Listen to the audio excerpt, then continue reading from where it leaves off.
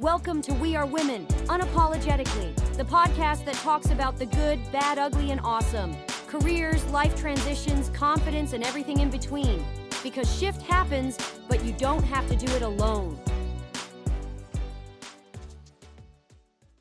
Hello and welcome to We Are Women Unapologetically. My name is Jessica Cumming, and today I am joined by Tracy McaDonald. Tracy is a native of Columbus, Georgia, is a dynamic fraud and risk consultant, public speaker, and former special agent.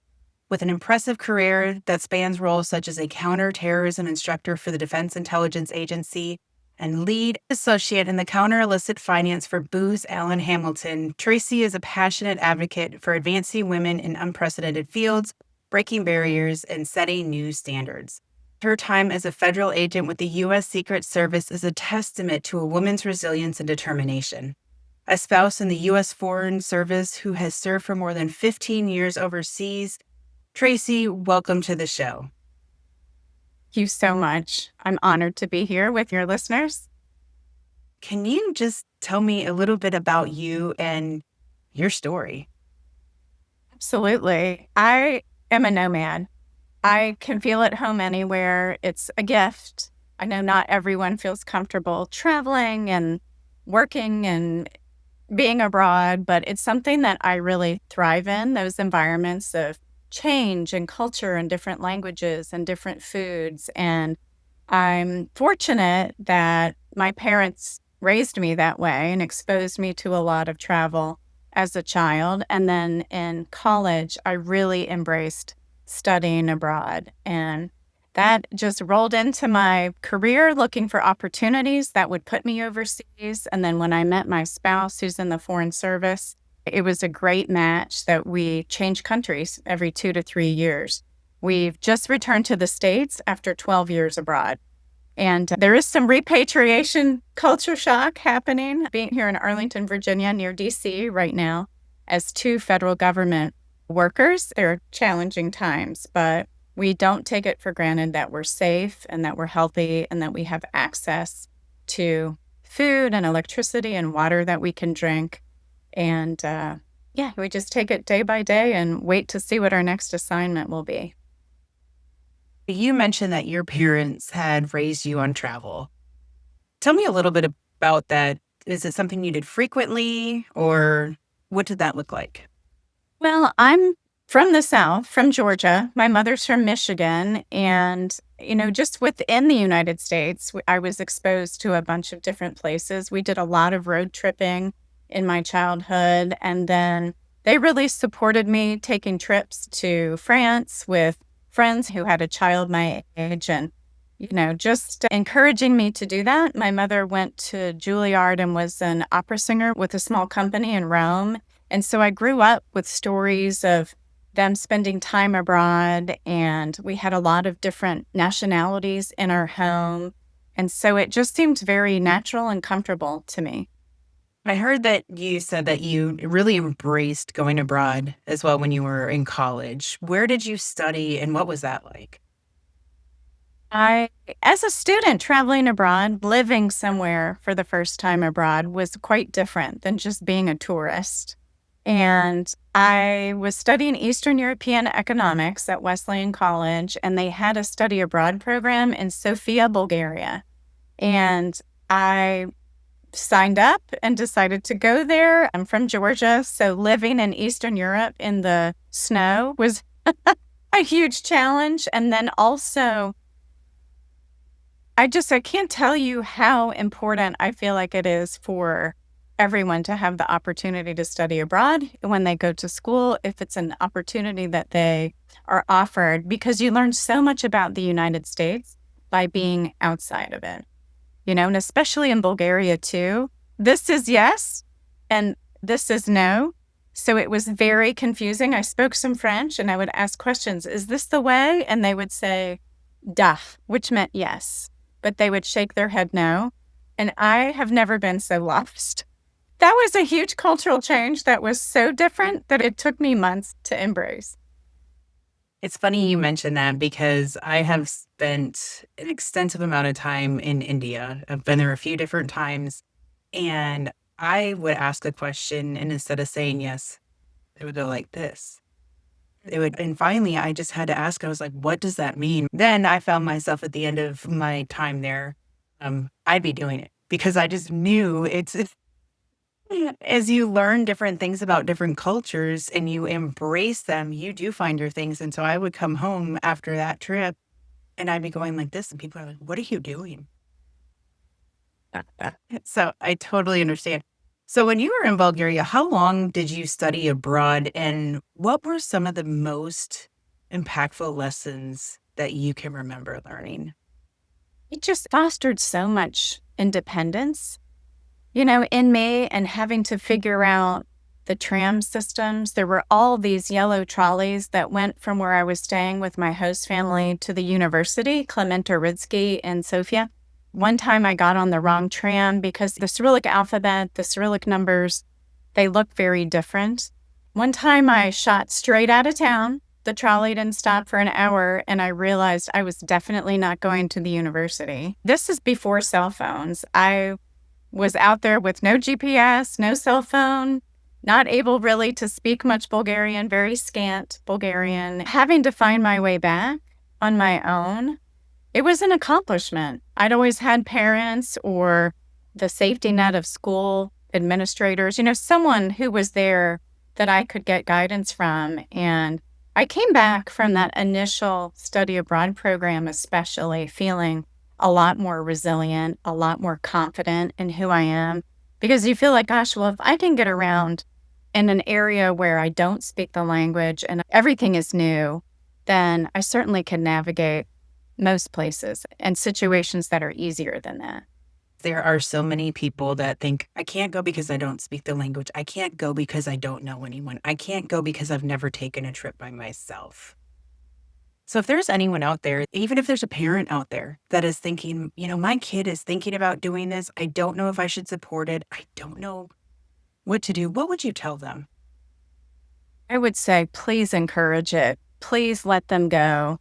Please take the risk because the rewards far outweigh the risk. And I know the unknown can be scary, but once you get there, you realize, their hearts are like ours. They're people. You start to connect with them regardless of the culture. And they're so excited to share and to teach you as an American their cultural mores and their foods and the special things that they do that we don't do, even, festivals and days that they celebrate. It is such an education. I just think it's the best education outside the classroom that you can give someone. You've done a lot of travel. So you started off really, your first one was Bulgaria. And then where did you travel to next? Or kind of just walk me through all of the travel, how you took that and embraced it. After Bulgaria, I came back, and boy, did I have the wanderlust. And I think either you have it or you don't.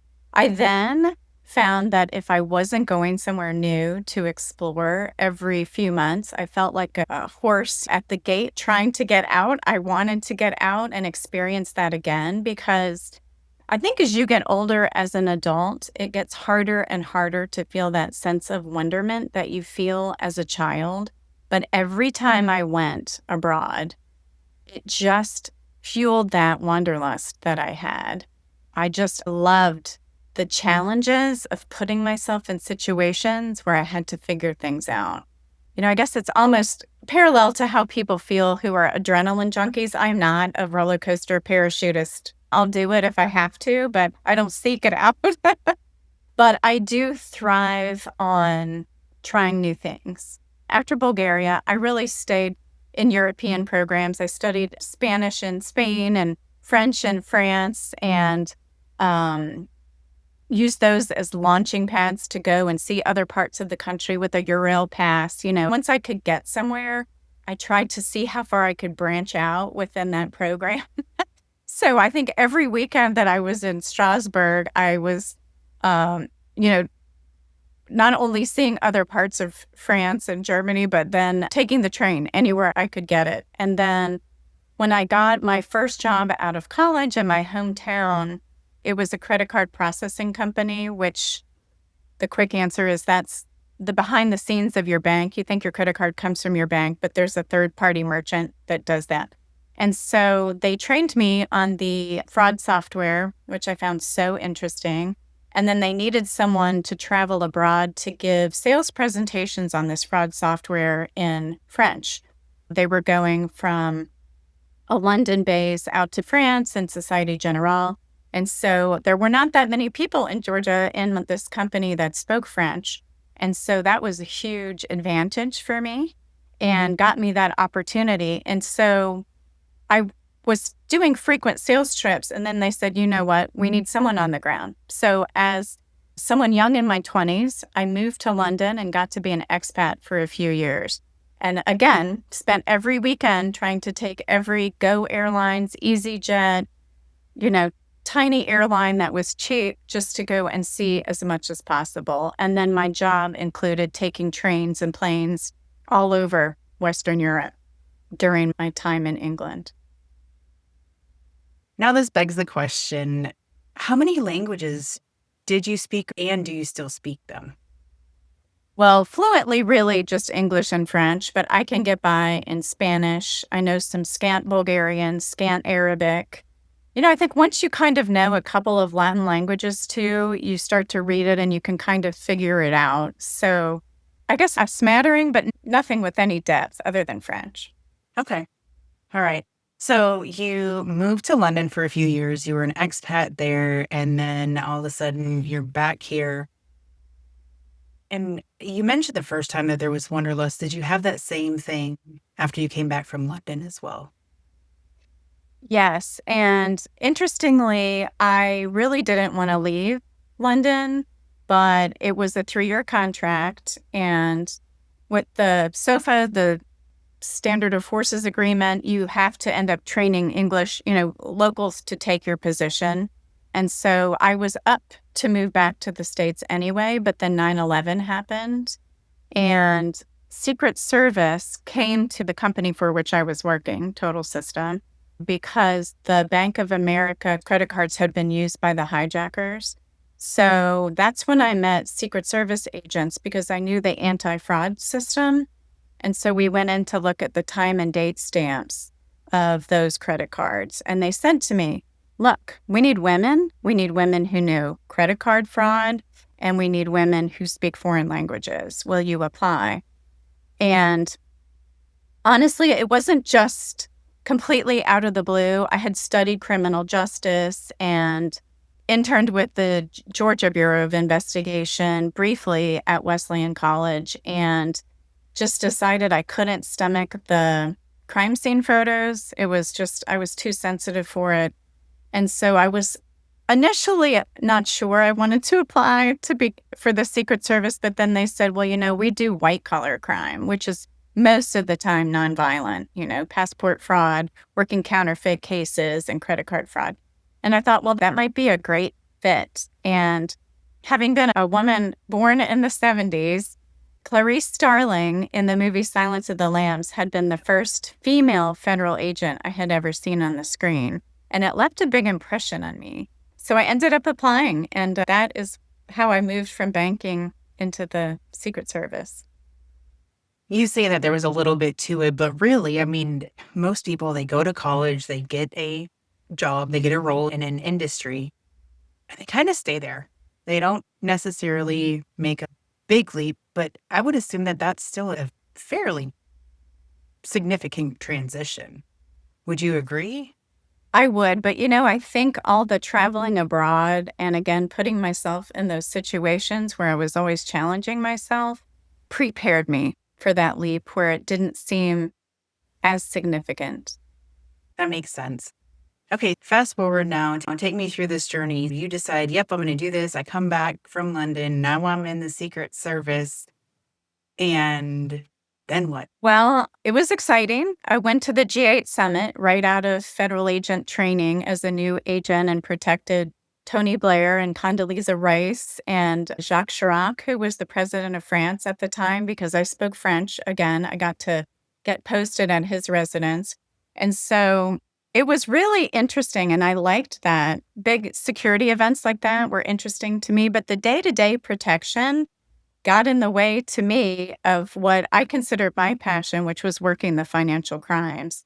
So I ended up often working a financial crime with an assistant U.S. attorney for big dollar crimes. And I wanted to see them get prosecuted in court and have these people taken down just because of the nature that all Secret Service agents, unless you're on the president's protection detail, have a dual mission as new agents of protection and working white collar crime. And it just seemed like every time I turned around to go to court to prosecute something we'd been working so hard on, I would get sent on a protection assignment, and some other agent who didn't know the case would step in, and then the case would get dismissed. And so I realized I really just wanted to do the financial crimes part of it. Protection was not for me. So I got out after a year and a half. I was not an agent very long, but it was long enough for me to realize that arresting families and breaking them up, I was too sensitive for that too. I knew I was on the right side of the law, but it's not something that sat well with me when I went to bed at night. And so I think as you get older, right, you realize sometimes your dream isn't maybe what you thought it was. And it takes a lot of courage to go and turn in your badge and your weapon and say, I've made a mistake. This is not going to work long term for me. And that's a big message talking about college kids when I go and speak to universities, that I say, don't be embarrassed if you realize that you're climbing the wrong corporate ladder, or maybe following someone else's dream. Maybe you've been pressured by parents or family or someone else. And you realize, gosh, well, I've invested so much time and energy and money into this. Well, it's still your life, and it has to sit well with you. And so in order to be happy and successful, sometimes we have to take a step backwards, or just stop and reassess and admit that it was a learning opportunity and it's better to go pursue something else. I think that's a great message for all of the listeners out there, regardless of age, regardless of gender, because we oftentimes find ourselves giving our time, our energy, and really all of our resources to the wrong people, the wrong situations, wrong relationships, the wrong jobs.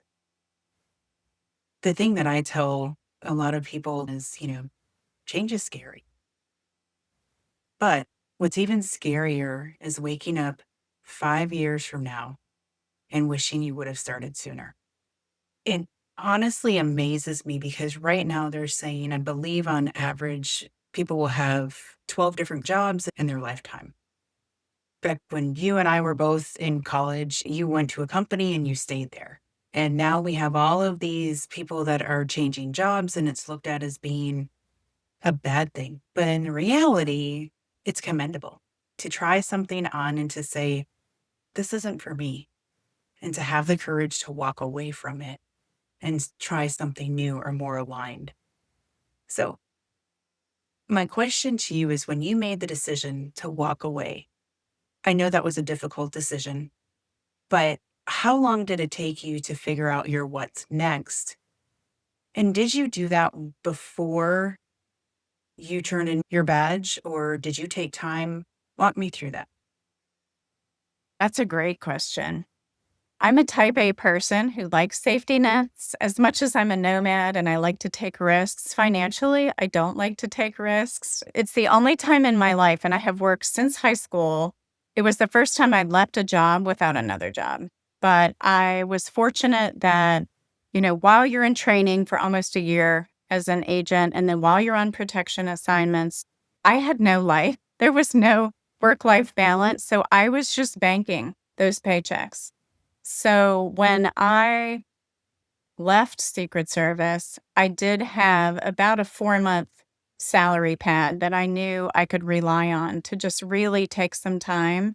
But I think it's so important. One of the biggest reasons I did that is I woke up one day and we had done a raid on some houses the day before for some counterfeit and crystal meth stuff.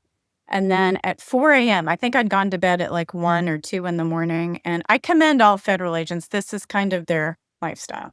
I was not alone in this. But then at like 2 or 3 in the morning, I got up to go to the Atlanta airport, and then I had to stand outside of an airplane of a VIP who was coming in just to make sure, you do a sweep and then you maintain the sweep. And so I was posted up at the airport. And I realized over the course of 3 or 4 days that I was so tired, I didn't feel responsible enough to carry a weapon. And I thought, this is starting to feel toxic. I'm not taking the time to eat good food, put good food in my body. I'm not sleeping.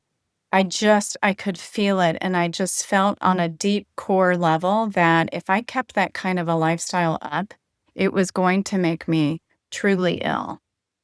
And so I decided to walk away. I gave my 2 weeks notice and I did not have a plan. I was fortunate that I could go home and stay with some family a bit. And the first thing I did, of course, was buy a ticket overseas and just do some traveling on my own. I feel like I sometimes think better when I'm out of my normal environment. And I journaled a whole bunch. I met people, spoke to people, and I was planting seeds for what was next. Along the way, I would go to, at the time, internet cafes and shoot off some emails like, hey, I'd reached out to the company I'd worked with before, but I almost felt like that was going backwards. And they were so kind. And they were like, well, you did well, but we don't have anything right now. And so a friend of mine was in HR recruiting, and he said, hey, there's a new gift card company here in Atlanta, and they're looking for a fraud director. They need someone to build their fraud department. And I said, well, I don't know how to do that. That sounded really big and scary. And he said, well, Tracy, you have a lot more knowledge than anybody else. And I get thousands of resumes. He's like, you can do it. So he was really a great cheerleader for me. And I said, okay, if you think so. And I got in there and I realized, okay, I can do this. And I just worked with IT and legal and different departments to make sure that we were all communicating as this gift card company got set up, and ended up working some really interesting gift card cases at Target and other places. But a lot of times it was just leaving some space for some serendipity to come in and trusting that I knew what was best for me. Through all of your travels and everything you've done, and you said that you were leaving serendipity open for you. Did you ever make a move and very quickly realized this wasn't it? I know you said that it semi happened when you were an agent and you moved to different cases, but you stayed in the same type of job. But did you ever go into a completely different industry or anything that all of a sudden you thought, nope, I got to get out of here? As far as career opportunities, other than being Chuck E. Cheese in high school, where I actually wore the mouse costume, and I realized quickly that was a real bad idea. My friend Kate got the cute hostess job, and she got to greet everyone. And then I was in this sweaty, smelly thing where I couldn't see through the eyes because I was too short. I think there have been times where I definitely had to dig deep and sacrifice. Where we just moved home from West Africa in Gabon, there was a military coup a year and a half ago. And I was really on the brink of saying to my husband, I'm not sure I can keep doing this, because I didn't have a baby till I was 40, and my son Ramsey was 11 at the time. And to keep him safe, and because his school there had financially collapsed because the first lady had stolen the tuition and the money from the school, we were going to have to send him away. And that was really, really hard for me. Yeah. And my husband was very supportive and said, look, if you call it, then we call it. I will quit. But we didn't have a plan B. And as you know, life in America is very expensive in DC. And I wanted that safety net, that financial safety net for our family, but also my husband loved his job, and it would have been a real career derailer to come home and not finish our tour. And so we sat down as a family, and God bless my 11-year-old who's incredibly brave. He said, all right, I'll try it. He said, but I've been raised overseas. Can I go live in America? I want to see what that's like. So instead of pursuing a boarding school in London or Johannesburg or somewhere closer to us, he went to the States. And then I spent a lot of our savings flying back and forth with the support of my spouse, because he knew, like, this could really take a toll on our family, on our marriage, my relationship with my child. I just felt like I wanted to be close to him. But at the same time, we believe in serving, and that's part of it. But there have definitely been moments, like terrorist bombings in Egypt when we were there post Arab Spring, when the Muslim Brotherhood was resurging and trying to retaliate against President Sisi for taking out some of the terrorist groups.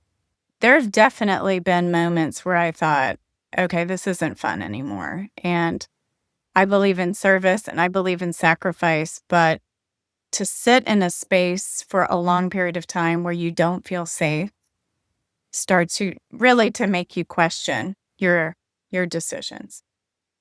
Can't imagine what it was like to have that conversation with your son. How many places had he lived prior outside the US? Well, at 18 months, we moved to Swaziland, which has now been renamed Eswatini. So he spent a few years in East Africa, and then Cairo, Egypt, and then Tegucigalpa, Honduras, and then West Africa. So at age 11, other than a stint in COVID where we were sent out of Honduras to come back to the States, he had never actually spent any extended time in the States other than a few months here and there when we were in language training in between posts. Wow. So this little boy at 11 years old said, I will try this, knowing that this is what my family has already done. But that's got to be obviously scary for him as well. How is he doing now? He's thriving. In fact, we just moved to Arlington a few months ago from West Africa, and he's like, Mom, I miss boarding school. And I was like, well, I love you, but there's great schools here, and I want you under my roof with me. And besides, we can't afford to send you to boarding school. It was a wonderful experience. I watched him grow up a lot. We had a funny weekend where some friends of ours from Georgia met up with us, and we went snow tubing because his boarding school was near the North Carolina border. And we stopped at like a Walmart or a Safeway or something. And Ramsey jumped out of the car with his friend who was his age. And his friend said, oh, wait a minute. We can't go into the store without an adult. And Ramsey said, what? He goes, I shop every Sunday for my laundry detergent and everything. I have a credit card. Come with me. I know where to find everything. And his friend was blown away. And I realized, oh, yeah, there's a lot he's learned, actually. Sort of like me being, going off to Bulgaria. I provided that opportunity for him, not without a little bit of duress, but it was really fun to see the things where he really just blossomed. He came home and he made his bed and he put his dishes in the dishwasher. He'd been living in a dorm and there were all these rules. He was mopping the floor before he went to school. I can assure you that lasted about a week in our house before he completely reverted to being a typical teenager. I think overall, it was definitely really hard for all of us, but we all grew closer because of it. How long was he away in boarding school? A year and a half. I didn't go more than 3 months without spending time with him. You moved back from West Africa a few months ago, but with my travels overseas, I know that not everything comes back with you necessarily. You guys are still really in the process of moving back because it does take months. It does. So you guys are moving back here completely. What's next for you? Well, we're posted here just for 2 years, and I'm holding my husband to that because I really did not want to come back to the States yet. I love being abroad, and as hard as Gabon was for our family, we do like the lifestyle. We believe the rewards outweigh the hardships. What's interesting is you mentioned India, and my husband came home last week. We won't know until this upcoming spring or summer where's next for us, but it looks like there are potential opportunities in India and other places. My husband is a high threat trained agent, so we typically go to places where there's a little bit of unrest or where some additional, hardships are. First of all, I'm a huge lover of India. It's one of those countries where I've talked to a lot of people and they say either you love it or you hate it. If you guys do end up going there, let me know. I don't know people everywhere, but I do have quite a few friends over there. You mentioned that your husband is high threat, which in duress, those are the countries that you go to. As your son is getting older and as you have seen the world today, is there a point in your life where you want to be done, or is this just what you want to continue to do? As we get older, we realize it's getting a little harder on our bodies to make the 3-day travel home and the 3-day travel back. And we have, parents who are older. And I have to say, it's been pretty nice to watch Ramsey have sidewalks for the first time and the freedom of walking to school for the first time. I mean, outside of the boarding school campus, of course, but not ever has he lived with us and been able to walk to school, or I give him a little bit of pocket change and he goes down to the deli or the pizza place down the street and meets his friends and, can hang out. He plays basketball after dark here and he's not within high walls with concertina wire on it. So it's been really beautiful to watch him embrace all the freedom that he has because he's already a very independent kid. And I think it'll be hard. It will depend on where we're posted. It is absolutely a priority that we try to bid only on places that have great international schools because when we leave here, he'll be going into 10th, 11th, and 12th. So we hope he can graduate from some great international school to go on to college. I would never say never. I think there will come a point where we slow down a bit, but I'm not finished yet. I definitely would like to go out for another tour or two, get Ramsey through high school, and then, just take it and see what comes next. We joke that if we were to be able to retire, where would we retire? And there's so many amazing places all over the globe. I don't know where we want to kind of put down roots. It's funny because that was going to be one of my questions later on is where do you see yourself retiring, especially with extensive travel? I want to back up for a second because you just described something that anyone that hasn't been outside the US may not be familiar with. Your son can go out and play basketball without these high walls, without barbed wire on them, and being enclosed. And I understand exactly what you're saying, but not everyone does. So, can you describe, and I don't want to give anyone a bad picture because I agree with you. I feel as though everyone should travel, everyone should experience different things abroad. But what I can tell you is that the first time I ever went to the Philippines, I got out of the airport, I get to the hotel, which is gated, and all of a sudden they have this mirror going underneath the car. And I don't know what's happening. I wasn't educated to that.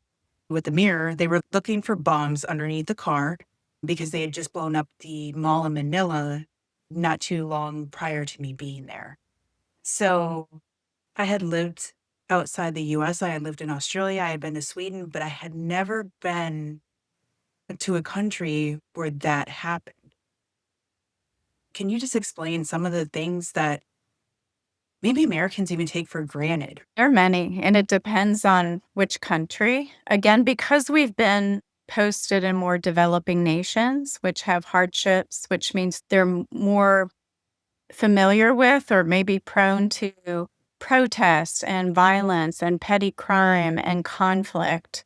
So it's different than living in the States because there's not the law enforcement and the police presence and the justice system that we have here. Without saying too much about our current administration, all the chaos that's happening, that's pretty new, right, in America for Americans to experience that. But that's very commonplace when you're living in a developing nation. It's like the military, the foreign service. Typically, we're all tied to an embassy and we're maybe in compound housing or maybe not, maybe out in regular housing. But then there's extra security measures because of the history of strife that these countries have experienced. So they've got measures in place because they've had to learn to do that in order to keep people safe. One of the things that I was not used to going overseas was walking into the mall, having to walk through a metal detector, having someone search my bag just to get in and put it through an x ray machine. And that's just getting into the mall, right? That's something as Americans, you go to the airport and it seems like this huge bother because you do it when you fly. I remember that being something for the first time when I was like, wow. And it is something that you take for granted. My assumption is you would regularly see whatever military they did have in place carrying around AKs like it was just any normal day. Absolutely. And again, I'm not having this conversation with you to scare anyone from travel. I'm doing it to encourage people to understand that, not every country is the same, but go experience it because not every country is like that either. I'm sure you learned so many beautiful things when you were in Africa. And, we talked about the things that almost seem normal to you during that time that is not normal over here. But what are some of the blessings or the memories or the things that you take away and miss about being there? So many things. Every country had its major highlights, and things that I fell in love with about their culture. I loved all the small villages in Honduras and the street art, so much graffiti, but it was commissioned by the city. So it was beautifully done. And of course, all the food. What I really love about all these places are all the artisan crafts. There's so much made by the local people and made by hand, and these trades that are passed from generation to generation, not just basket weaving, but even bookmaking and making journals. I bought some beautiful linen paper journals in the Khan Khalili market in Cairo, and just the markets and cutting out the middleman. I did so much street shopping at vegetable stands and fruit stands, and even getting a cord of wood from someone off the street, buying fabric and having your own clothes made, which seems like such a, like VIP thing to do in America, but it's something that everyone does there because, there are not that many stores where you can just walk in and buy clothes. And so I just love how each country has its own culture and they embrace that. And America too, I think. But, when I think of Honduran food, there's all these dishes that come to mind, or even in Gabon or Egypt. And, in America, it's beautiful that we're such a melting pot. But I feel like sometimes the culture of who we really are, who our food is, I hate that everyone just says, oh, well, America, hot dogs and hamburgers. I'm like, America has so much more than that. But it's kind of what we've touted as our American food and our American culture. Um, there's so many things I loved about each country. I really developed a close relationship with nature because it was something consistent for me in each country, that when everything was new and swirling around me and there was all this transition, I could always go outside and photograph the bird and look at the flowers and study the flora and fauna of that place. And that was like a very centering practice to me. I know that a lot of different countries welcome in Americans. They welcome in any foreigner that wants to learn more about their culture. What did you notice when it came to different religions in different countries? Because when we look at America, it's predominantly Christian, but we do have other religions here. But what was your sense of different religions in the different countries that you were in? Definitely opened my perspective of how faith in general has all these commonalities. So, what I mean by that is we could have a dinner and there might be at our table sitting someone who is Muslim in Egypt, and someone who's Christian, and someone who is Baha'i, and someone who is Buddhist, and all these different faiths. But really, there's just so much commonality that it's everyone believing in something greater than themselves. And it's something that gives them some sort of moral standards and rules to live by in their own lives that's a comfort to them. And so I found that really beautiful. Sometimes people were very private about their religious practices, but in general, Africa is something that is just so open about their love of believing in, spirits and that the music and the drumming is healing. I think too, I was quite naive in thinking Christianity is Christianity. And when we were in Swaziland, for example, I went to a Christian church, but it had a lot of like voodoo and what I would consider to be black magic practices. But to them, that was Christianity. To me, it was on a spectrum like I'd never seen before, but I found it fascinating and I just saw the joy that it brought to people. I think it's just a constant education of trying to understand what their religions are and what it does for them, and not necessarily why they believe in it because they were raised in it, most of them, but how beautiful it is that we all have a faith, but they're all different. Kind of like liking different foods. That's a good way of putting it. It definitely is. There's some foods that you just don't like, and then there's some where you have the fusion in between. And that sounds like almost what you experienced in Swaziland was the fusion of what we wouldn't necessarily consider Christianity, but they fuse it together. For anyone out there that's thinking, oh my gosh, to really have a conversation even with someone that's not my same religion, I can't fathom that. Would you have any suggestions or words of advice? Most people are quite happy to explain their belief system if you do it from a place of kindness and respect. As you develop relationships with people in these countries, and there's a sense of trust there, and they understand that you're asking because you're curious and not because you're judgmental, is really the key to starting those conversations. I can't tell you the amount of times where I have been in your same situation of being a Christian at the table, having Muslims at the table, having Hindus. And it's so interesting when you do come from a place of curiosity because there's a lot of assumptions about if people wear something similar or they have the same skin tone that they're the same religion. But obviously that's not true. And I can't tell you how much I personally learned, not even by asking questions, but just watching people of different religions ask questions of one another. And so it fascinates me. But then backing up, when I was in college, I took a course that was called Religions of the World. And during that time, we learned about multiple different religions. I mean, we studied them for a whole semester. And so it is fascinating. We were looking at Confucius, Buddha, obviously Christianity was a part of that. But I truly wish that people could experience countries, culture, different religions, and just sit down and have conversations, which I think that we that we don't always necessarily like to have. So you guys are back. You're looking at another year and a half here. You're looking at your husband going on assignment, but are you working as well, or what do you do now that you're back here? That's a great question. I was hoping to jump back into federal government contracting, but it's really just not a good time.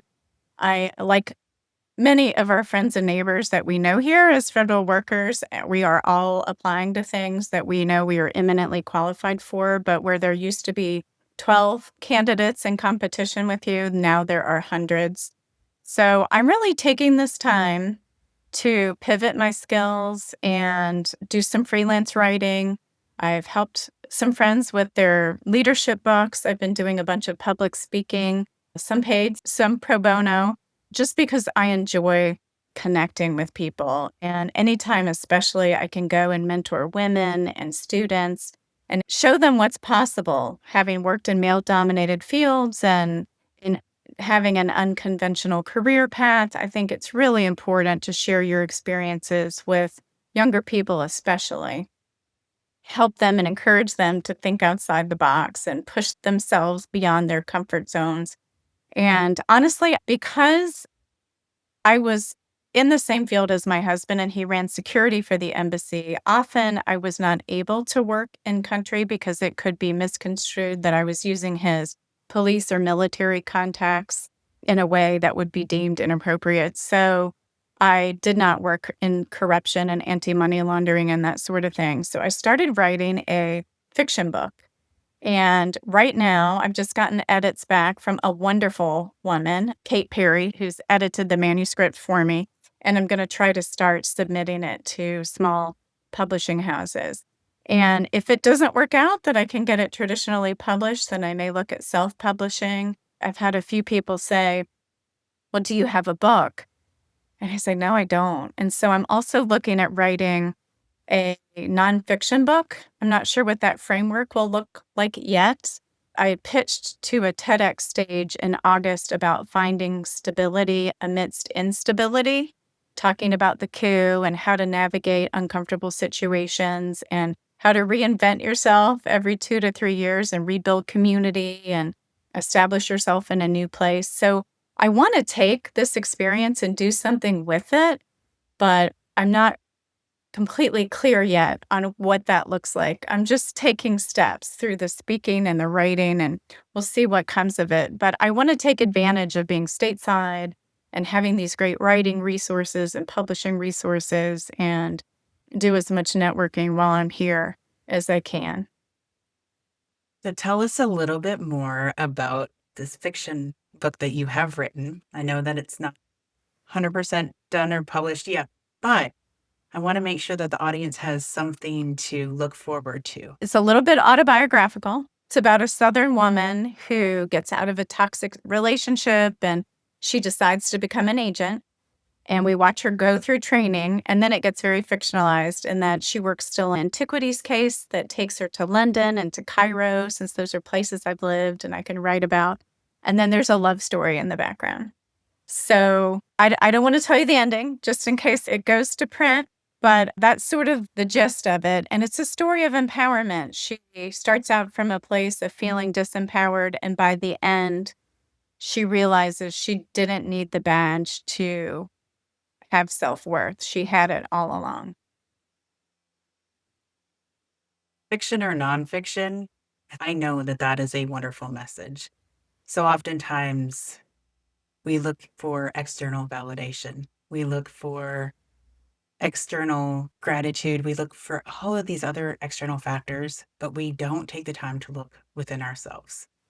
Love that it's empowerment. Love that it is all about women power too. Very excited. When it goes to print, you will have to come back on the show and tell us about it then. Love Tracy, to. yeah, please do. Tracy, you do want to write the nonfiction? Is that kind of where you're going? I do. I do. I think it's important to talk about and share experiences of women in leadership and how that can look different.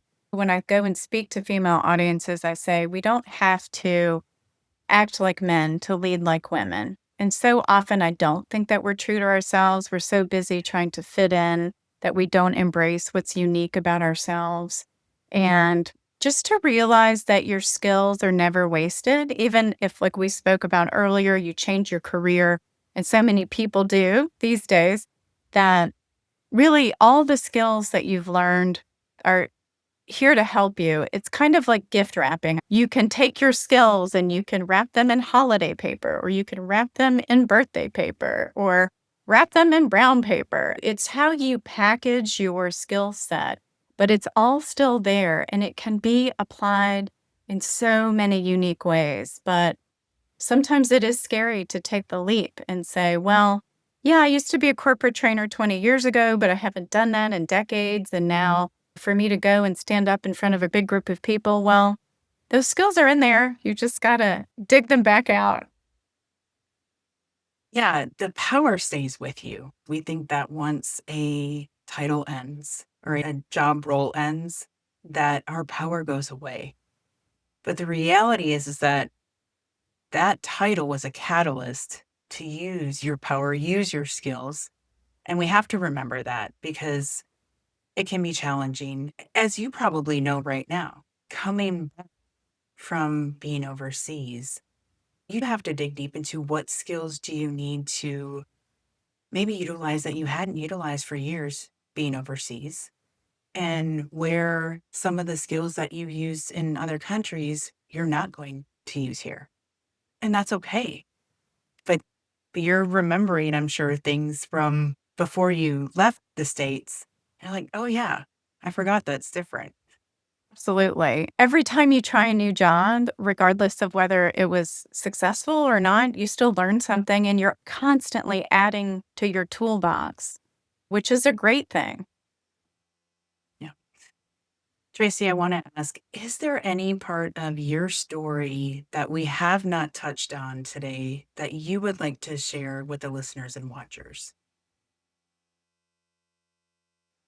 It's a great question. I think you touched on it, and it's just to not look outside for so much validation, knowing that you add value just by waking up in this world every day. You don't have to earn it. So many women think you've got to get out there and do the, glorifying of busy and hustle in order to be effective. I would say factor yourself into the equation, practice self-care. There's definitely been times in my life when I wasn't doing that and I was, out of steam days ago and I kept going and, I call it, being a Sherpa for yourself. You put on all this heavy stuff and you just keep trudging forward. That's so not good for you. You really don't have to prove yourself. You're already worthy. And you've already said that too. But I just want to take a moment to reiterate that. I think I'm a Southerner. I'm a people pleaser. I like to say yes. It took me a long time to get comfortable saying no until I understood that setting boundaries was a form of self-respect. Truly is. And I know that I have said this before, but you can't pour from an empty cup. There's absolutely no way. And, people think that if they just keep going, that cup will fill up. Well, it can't fill up if there's cracks in it. And that's what happens over time if we don't practice that self-care, if we don't take care of ourselves. Self-care is not selfish. I can't tell you how many times I can say this. Self-care is not selfish. It's a strategy. So, Yeah. It's throughout mandatory.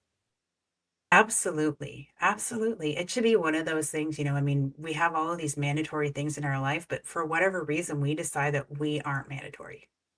I think there's so much guilt, especially for high performers. You feel like if you're not out there taking constant action and doing something every minute of every day, that you're wasting time or that you're lazy. And, there's just so many bad labels around that. And it's not a healthy paradigm. Yeah, for sure. 100% agree. Tracy, for the listeners or watchers out there that want to get in contact with you, what is the best way for them to connect with you? I would love for listeners to link to me on LinkedIn, and I've got a Calendly app on there if you'd like to schedule a 15-minute call. I love connecting with people. I feel like every time I have a conversation, something positive comes out of it. And I'm willing to talk to students about the Secret Service, the Foreign Service. If anyone has an interest, I'm always interested in helping people pursue opportunities. And then through my blog, which I think that you're going to put in the show notes. It's mostly photographs and stories about our travels abroad in the Foreign Service. We'll put it in the show notes, but go ahead and say the name of it so that way, in case anyone can see the captions or that they can see it too.